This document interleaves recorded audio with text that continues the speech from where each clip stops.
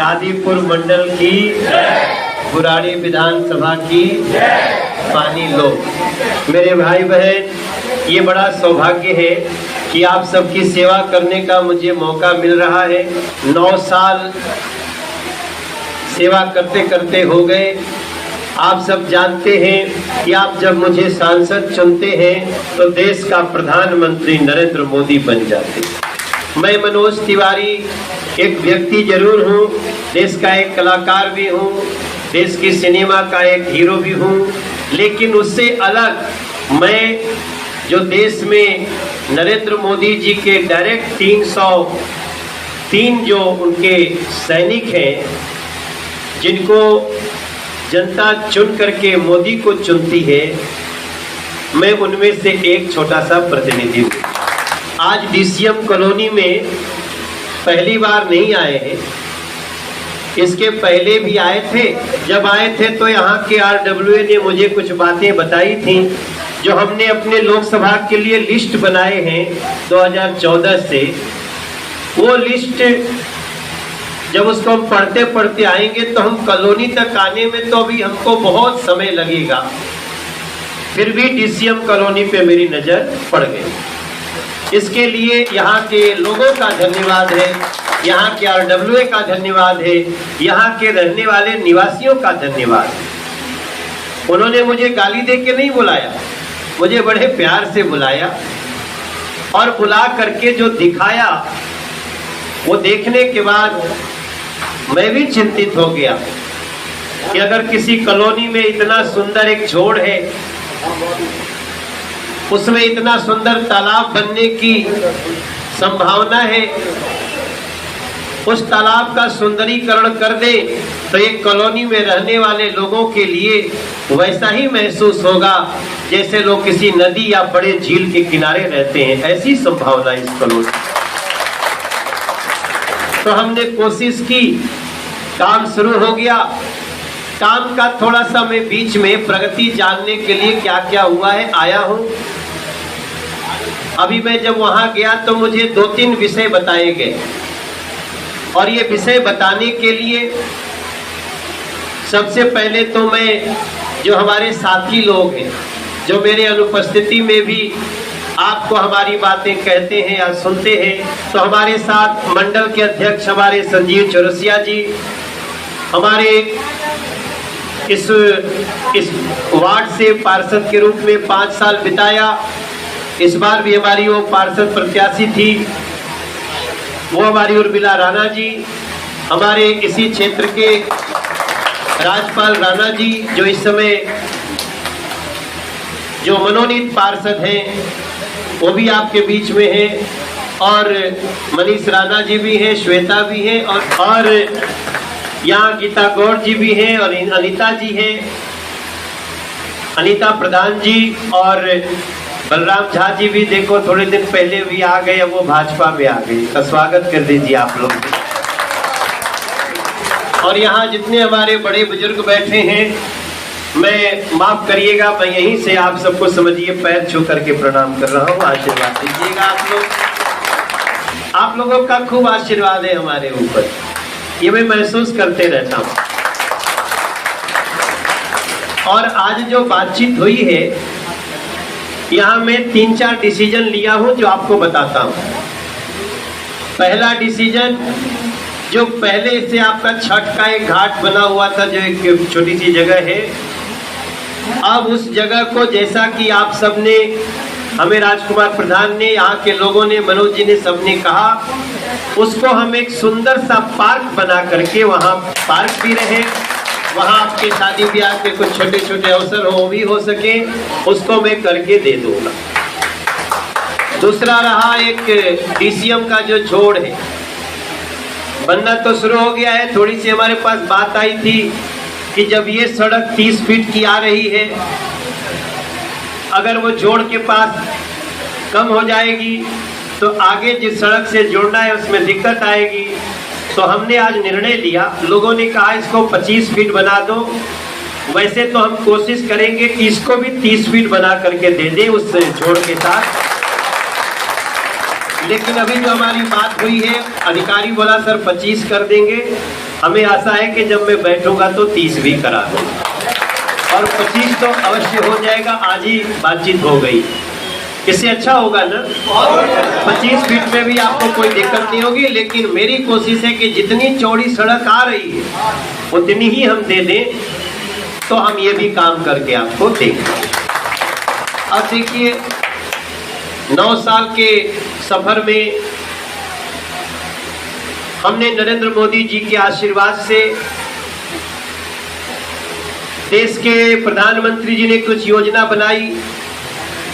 आप लोग भी चाहते थे, कई काम तो आप लोग जो चाहते थे वही नरेंद्र मोदी जी ने किया है।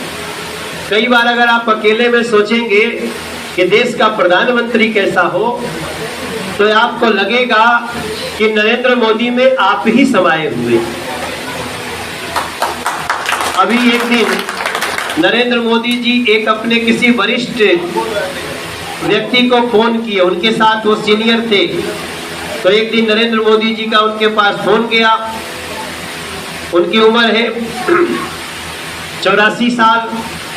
कभी उनके साथ मोदी जी बैठते थे तो मोदी जी ने पूछा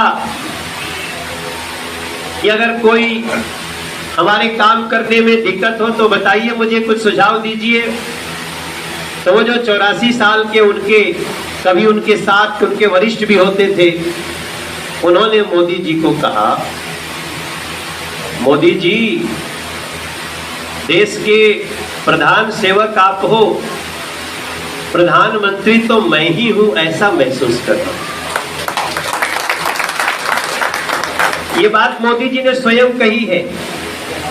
तो मोदी जी ने हम लोगों को बताया कि जब उन्होंने कहा कि प्रधानमंत्री तो हम ही महसूस कर रहे हैं, तो मोदी जी ने पूछा कि ऐसा क्यों करें, नाराज तो नहीं है?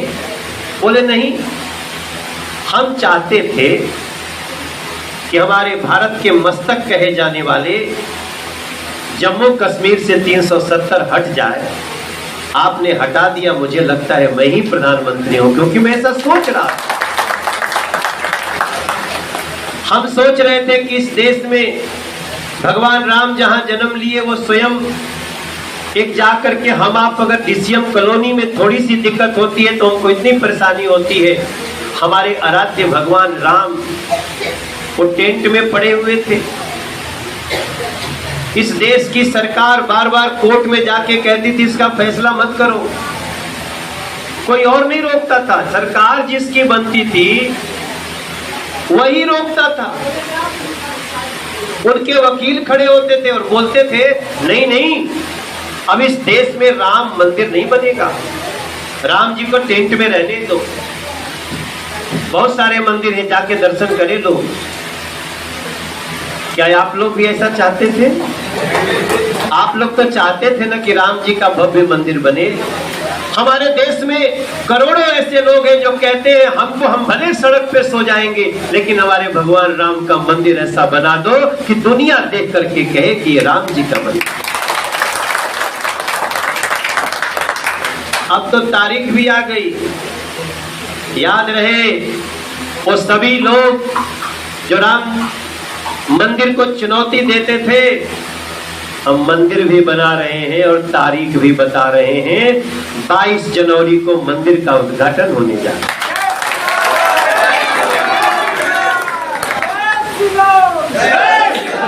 डेट आ गया, नोट कर लीजिए। ये चाची बोलेगी अपने लड़के को, अरे मनोज ने बताया है, मनोजवा बताया है, जल्दी रिजर्वेशन करो, चलना है। 22 जनवरी को भगवान राम जी का मंदिर उद्घाटन हो जाएगा। तो जो जो ऐसा सोचता होगा वही देश का प्रधानमंत्री है। हम लोग जब सोचते थे, आप लोग खुद ही सोचिए, अभी हम आए तो देखे ये पीछे एक प्लॉट था, खाली था, कूड़ा डला हुआ है और उसमें 2 लोग शौच कर रहे थे। मन तो किया कि मैं गाड़ी रोको जाऊं उनके पास, लेकिन फिर मैं सोचा कि अब इनको मैं क्या सामने, सबके सामने इनको तो बोलना ठीक नहीं है। फिर मेरे दिमाग में इसका मतलब कि इस तरफ शायद सार्वजनिक शौचालय नहीं है, मेरे दिमाग में आया। अब सोचिए, हम पूरे देश में 12 करोड़ शौचालय घर घर में बना चुके हैं। अगर इस दिल्ली की सरकार उसका समुचित व्यवस्था नहीं कर सकती, हम क्या करें? हमारा मन कैसा दुखी होता है। हम स्टेट को पैसा देने को तैयार हैं। हमने तो स्टेट को इतना पैसा दिया है कि आप कोई भी जो गरीबी रेखा के नीचे है, अगर उसका स्वास्थ्य खराब होता है, उसके माँ का, उसके बाबूजी का, उसके पत्नी का, उसका, तो हम 5 लाख रुपया साल में देने को तैयार हैं। लेकिन अरविंद केजरीवाल की जिद है कि इसको हम नहीं होने देंगे, क्योंकि मुख्यमंत्री उसको पास करता है तभी स्टेट में होता है, और वो कहते हैं इसको करेंगे तो मोदी जी का नाम हो जाए। अब आप सब विचार करें, जिसने भी एक बार वो जब आम आदमी पार्टी के लिए बटन दबाया होगा, जरा वो भी विचार करे कि आपने तो विधायक बनाया, उस विधायक से एक मुख्यमंत्री बना, और मुख्यमंत्री जी कहते हैं हम गरीबों को 5 लाख रुपया नहीं लेने दें। उसमें हम जाति बिरादरी नहीं देखते हैं, किसी भी जाति का हो, किसी भी धर्म का हो, गरीब है, बीमार पड़ा, उसको हम 5 लाख रुपए का आयुष्मान कार्ड देंगे। लेकिन नहीं, हमारे यहाँ प्रधानमंत्री आवास योजना उसको रोकी हुई है। एक डीडीए का जगह मिला तो झुग्गी वालों को हम लोगों ने घर देना शुरू किया। आपको पता है कि आप किसी को मालूम है 3000 कितना घर दिया है? कालिका जी में 3024 लोगों को हमारा आपका घर भी वैसा नहीं होगा। 30 मंजिल घर है, सरासर फरफराते हुए लिफ्ट जाता है, उनके घर में नल से जल आता है, शुद्ध जल आता है, बिजली कभी कटती नहीं। ये सारी व्यवस्था दिल्ली में किया, क्योंकि वो हमारी एक योजना ऐसी थी जिसमें डीडीए के द्वारा हम उसको कर पाए। आज हम ये डीडीए के द्वारा डीसीए आपका छोड़ है तभी कर पाए, नहीं तो करने देते हमको। उनका है न करेंगे न करने देंगे। वो गांव में हमारे कहावत, न खेलब न खेले दे, खेलिए बिगाड़। ऐसा एक कहावत था ना जी। कोई बात नहीं, वो नारियल फोड़े थे, लेकिन नारियल में से नीति गायब थी, नियत गायब थी। कोई बात नहीं, हम तो जिस दिन उद्घाटन करेंगे उनको भी बुलाएंगे। जब इसका हम बना करके आपको, और हाँ, ये तालाब बनाएंगे ना, तो उसमें हम सीढ़ी भी बनाने जा रहे हैं। सीढ़ी भी बनाएंगे ताकि हमारी छोटी छोटी बच्चियां थी, अभी मैं बात कर रहा था, वो बच्चे सीढ़ी से जा करके और पानी को साफ करने की व्यवस्था बना रहा हूँ। ऐसा नहीं इसमें पानी रहेगा कि महकता रहे। बस एक कृपा कर दे डीसीएम कॉलोनी, सबको बता दीजिए कूड़ा मत फेंकेगा उसमें। नहीं तो अगर कूड़ा फेंका तो पूरा ये तालाब बनाना फिर से बेकार। गली गली में घूमिए, आप सब जाइए,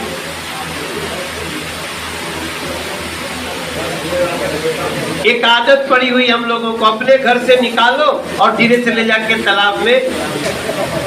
तो मुझे लगता है कि वो तभी होता होगा जब उसमें बहुत सारे कूड़े थे, उन कूड़ों को साफ करा रहे हैं। आप सबसे यही प्रार्थना है कि आप उसको स्वच्छ रखने में हमारा हेल्प करिएगा।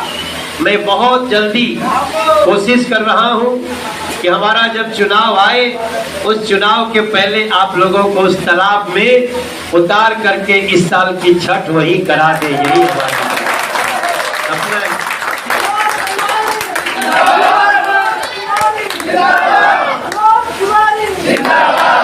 देखिए,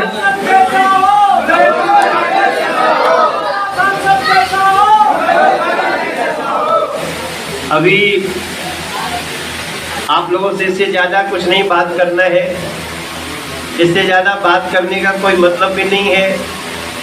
बस आप लोगों से यही प्रार्थना करेंगे, दिल्ली की चाबी एक बार बीजेपी को दिलवाइए, पूरी दिल्ली की चाबी दिलवाइए। ये जो आधी इधर आधी उधर हो जाती है ना, मजा नहीं आ रहा। जानते हैं, मैं अभी जापान गया था भैया। मैं जापान में जानते हैं क्या करने गया था? श्वेता जी, मैं जापान में नदियों का, धनिकलाल जी, मैं नदियों का स्टडी करने गया था। जापान में नालों को भी नदी बना दे रहे हैं साफ करके। भैया अभी सुनो, अभी छोड़ दो, अभी नहीं, अभी तो गड़बड़ा जाए। हाँ, पिला देना, लेकिन बाद में।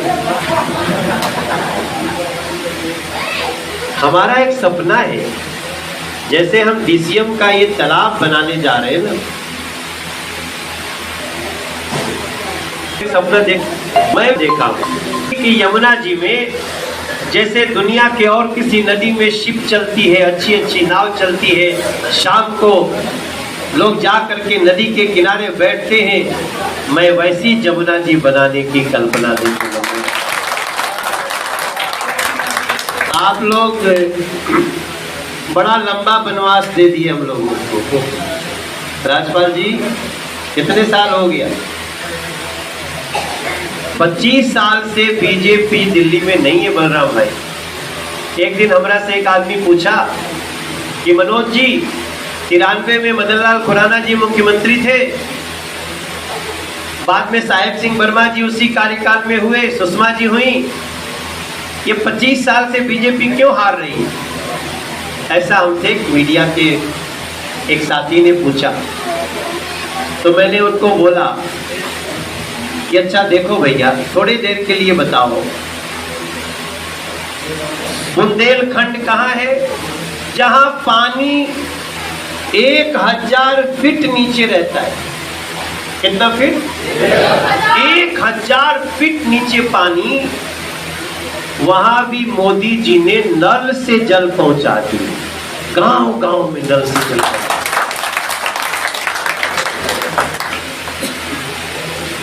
दिल्ली में नल से जल पहुंचाना कौन सा बड़ी बात थी, और साफ जल। और दिल्ली में क्या है, अगर आपके यहाँ पहले तो झुग्गी झोपड़ी में नल से जल तो है ही नहीं है, कई कॉलोनियों में नल से जल नहीं है, टैंकर आता होगा, आप या आपका बच्चा या आपकी बेटी बेटा सब उसके लिए लाइन लगाता होगा। अब ये बताइए कि अगर 25 साल के बाद भी दिल्ली में साफ पानी नहीं मिल रहा है, अगर किसी का नल भी होगा तो जो पानी आता है वो पीता नहीं आदमी, पीने के लिए तो खरीदता है सर। तब मैंने पत्रकार साहब से पूछा, आप ये बताओ बीजेपी हारी है या दिल्ली हारी? विचार करिए। हम जिताते गए, कभी कांग्रेस को, कभी आम आदमी पार्टी को, लेकिन मेरे भाई बहन जो हार रहा था ना, वो दिल्ली की आत्मा हार रही। किसी ने नहीं सोचा। आज भी अभी मुख्यमंत्री जी के खिलाफ बहुत सारे आरोप लग रहे हैं।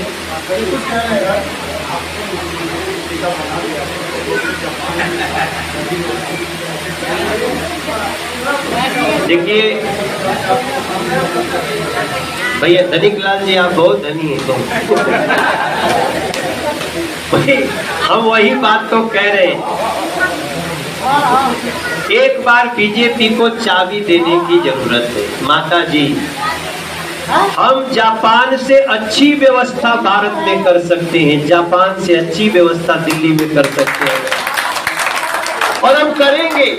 सपना देखा है तो करेंगे, क्योंकि हमारे पास नरेंद्र मोदी जैसे ने, आप देखिए ना, अभी आप बस में चढ़ते होंगे, एक बस आई है जिसपे लिखा रहता है गो ग्रीन, नई बस है, वो जानते हैं बस, तो बस नरेंद्र मोदी जी ने, आपके सांसदों ने दिया,